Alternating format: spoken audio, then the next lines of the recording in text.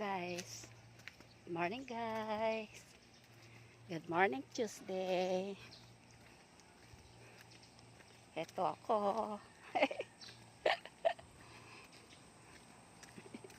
Hindi ako nagtinda guys. Hindi ako namili kasi kagabi.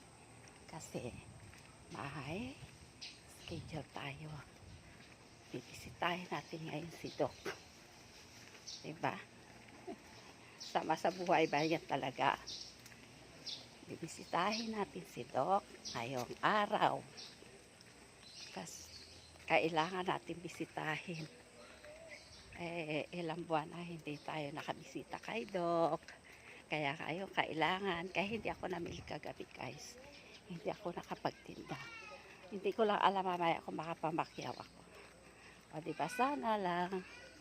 Kasi stranded na naman yung ating hanap buhay. Nang dahil kay Doc. Kaya bibisita tayo. Pero ngayon lang ako umalis.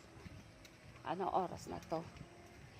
Naglinis-linis pa kasi tayo eh. Kailangan natin maglinis sa loob ng bahay para mawala yung mga negative energy. Ay ganun ano guys. Ito tayo ngayon. Pasakay.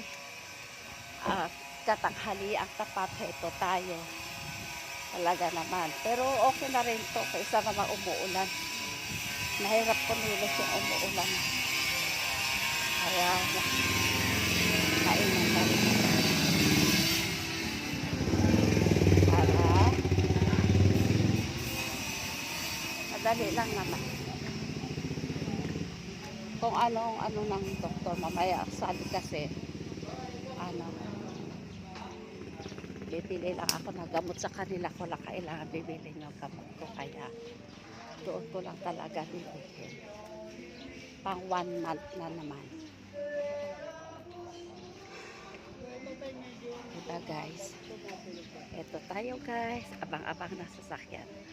Sige guys, eto na lang muna. Thank you for watching and good day doon.